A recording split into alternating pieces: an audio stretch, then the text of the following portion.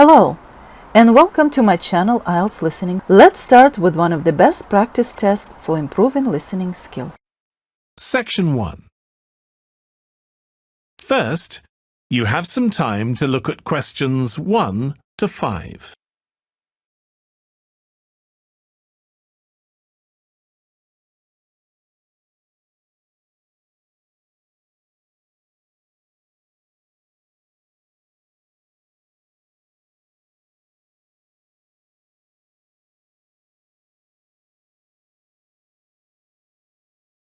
Now we shall begin.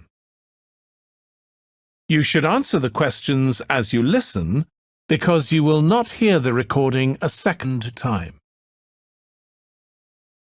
Listen carefully and answer questions 1 to 5. A very good afternoon to you all, ladies and gentlemen. I'm glad you've chosen to visit the prestigious Triton Museum of Art today, and I'll look forward to showing you around. But first, I would just like you to refer to the maps of the museum that you picked up on your way in. Now, where you picked up your maps is just to the left, as you enter the building outside the museum store. By the way, the store is a great place to pick up some souvenirs before you leave. Oh, and if anyone wants to leave a coat in the cloakroom, then please feel free to do so at no extra charge. It's just over there on the other side of the entrance to the museum store. Okay, so this nice spacious area we're now standing in is the Rotunda. It contains some of the museum's most striking sculptures. From here, you gain access to all the museum. Leading off from the Rotunda are the Warburton Gallery and our other large gallery that houses a permanent art collection. We'll be starting our tour actually in the permanent collection gallery, as it's the nearest of the two galleries to the entrance. We'll make our way afterwards to the other gallery I mentioned, as it's right next door. Oh, the smaller room behind the Warburton Gallery that you see on your maps is just a storage space for the museum, and access is blocked off to the public by a railing across the entrance to that area. So now, where were we? Yes. After we visited those galleries, which will take us a good hour as there are so many interesting exhibits to see, we'll make our way back across the Rotunda and visit the Cowl Room. It's right at the far end of the museum, on the opposite side of the Rotunda to the Warburton and Permanent Collection galleries. It's one of the museum highlights and contains some high-quality contemporary art exhibits. Oh, I'm so sorry. I forgot to point out the ladies' and gents' toilets earlier. They're just before you get to the Cowl Room and are adjacent to the museum store. Don't go into the room opposite the toilets. That's our staff room area and kitchen. Right, so that's all you need to know for the moment. Let's begin the tour. Before you hear the rest of the conversation, you have some time to look at questions 6 to 10.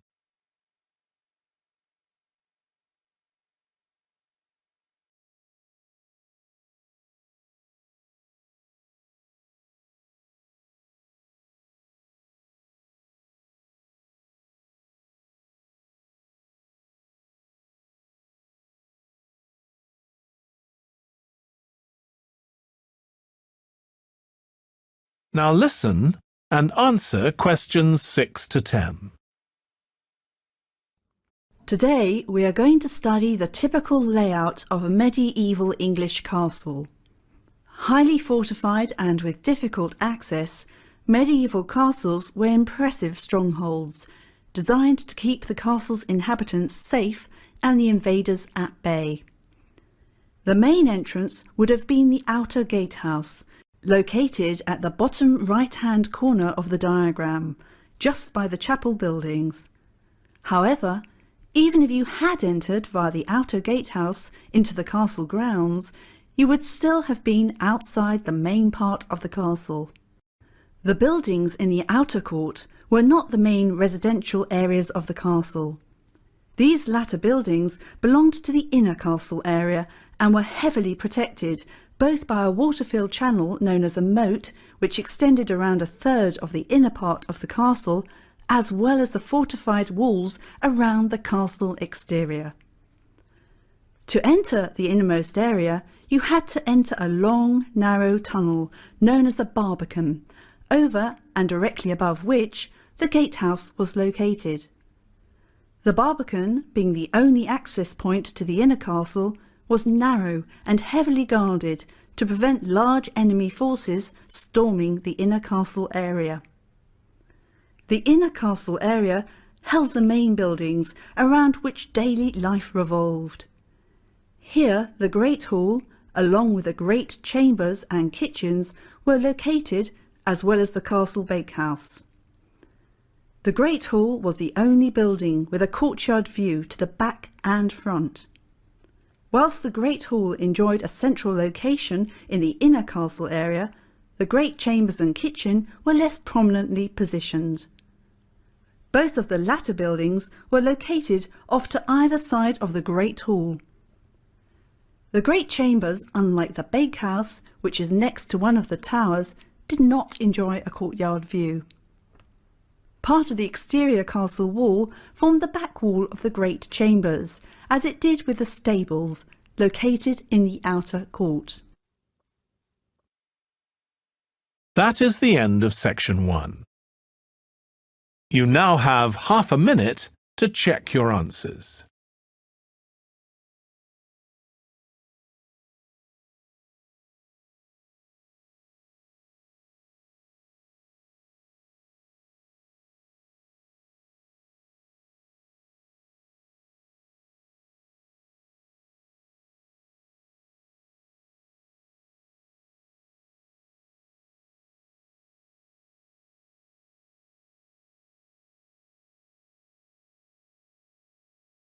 Now turn to section 2.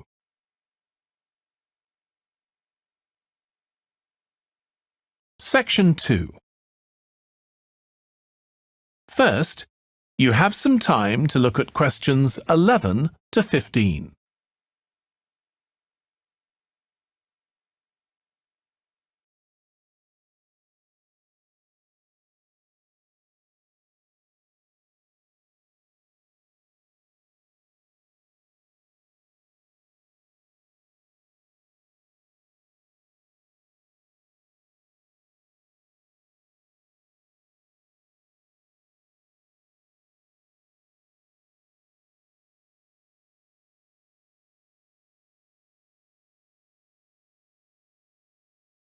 Now listen carefully and answer questions 11 to 15. OK, ladies and gentlemen, may I have your attention, please? So, here we are at King's Cross Station. We'll be leaving from here in just over an hour to catch a tube from the underground station, so you'll have a bit of time to look around. But first things first. Just so as you can get your bearings and find your way around this rather complex and confusing station, I will point out essential areas as well as points of interest. At the moment, we are standing in King's Cross Square, facing two main exit doors, one off to our left and the other off to our right. The exits lead from the main platform area, which can be accessed by several entrances, one of which is located just a bit further away to your left, although it is obscured by a wall from where we're standing. Oh, by the way, that building standing on its own, the larger, not the smaller one, on your far left is the Great Northern Hotel. The taxi rank is sandwiched between it and the left luggage office. So, before I go on to a description of the main shopping and platform areas at the other side of the station wall, I'd like to point out the most important point of all, the underground station, which is where we need to meet promptly for departure. Luckily, it's quite prominent, as it's located away from the shopping and platform area of the station. It's just over there on the corner, in between the entrance I mentioned earlier and the exit nearest to the hotel from where we're standing now. Now, for those of you who would like to grab a bite to eat or do a bit of shopping, you can enter the shopping area by that entrance door over there. It's by far the nearest entrance. You will find several clothes shops in this area, in addition to a fast food outlet. When you go in the entrance, if you go straight ahead rather than turning left into the other part of the shopping complex, you will find two buildings facing one another. Within these buildings are several shops and eating places. In the building immediately after the ticket barriers on your right, you will find that the first shop you come across is the fast food outlet, Burgerland. If you need to avail yourself of the toilet facilities, then carry straight on past Burgerland and they're at the far end of the building. In between the toilets and the ticket office is the disabled meeting point. You will have to enter through this area in order to gain access to the toilets. If you would like to go up to the second floor, where there are one or two shops and a pizzeria, then as you enter the shopping area through the main entrance, instead of going straight ahead, you turn off to the left. The escalators are immediately on your left again. When you go up the escalators, you will see two buildings again on your left. Go past the first building, and the pizzeria is the first shop that you come to in the second building. Now, I would just like to ask, are there any Harry Potter fans with us today? Ah, good. Yes, I see several hands raised. Well, there's a treat in store for you if you go to the far end of the second building and take the escalator down again to the ground floor. As you reach the bottom of the escalator, turn right and carry on walking, keeping the ticket barrier on your left all the time. Don't turn off left, but carry on walking until you find yourself up against the station wall. This is the famous platform 9 3/4, immortalised by J.K. Rowling in her Harry Potter books. You'll see half a trolley embedded in the wall to mark the spot. So, those are the main things to do and see. I hope you enjoy yourselves, but please meet me at the underground entrance promptly for departure. Don't be tempted to board the Hogwarts Express on platform 9 3/4. Before you hear the rest of the talk, you have some time to look at questions 16 to 20.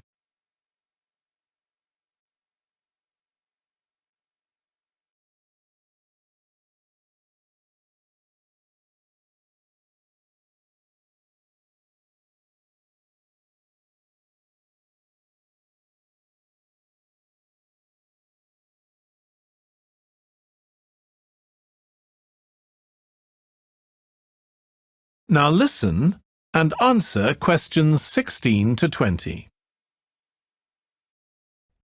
What has been accomplished to date in the city's regeneration has been nothing short of amazing. Yet we hope to set a new benchmark for developments in Birmingham. The Cube will bring forward a new standard of architecture and a building which will not only be Birmingham's most striking waterside location, but also one which is identifiable around the world. The Cube breaks all the boundaries of what has been achieved in Birmingham so far. The finished Cube will be a mixed-use building. It will house the city's first rooftop restaurant with panoramic views, whilst a boutique hotel and residential apartments below will feature internal views over the twisting atrium. Further down, high-specification Grade A office space is planned, with more exclusive retail and waterside restaurants at the base.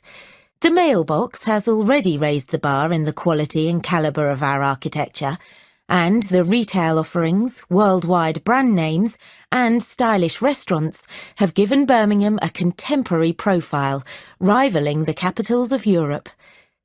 From the outset, the Cube's design team sought to create a new landmark building for Birmingham, which fits into its context and which draws people in.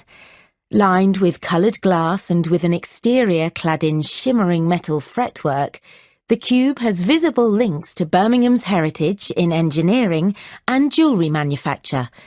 It was essential that the building created a strong visual presence, immediately identifiable as a gateway to the canal and city centre area to the north. Our city is a city of the future, And as a futuristic building with phenomenal foresight in style and design, the Cube is indicative of our plans in how we see Birmingham developing. The Cube will help to elevate us onto a global stage. Now, let's go and have a look at the progress of the entrance gateway. That is the end of section 2. You now have half a minute to check your answers.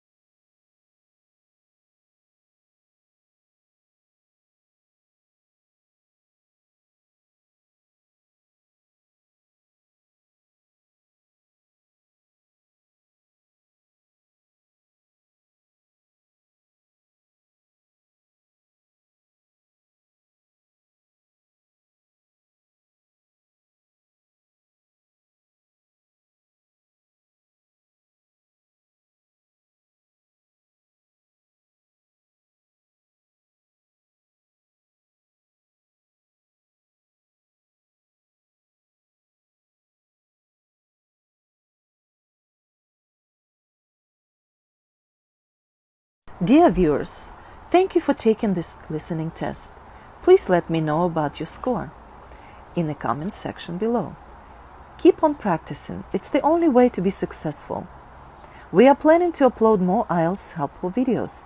Please subscribe to our channel, IELTS Listening. Thank you.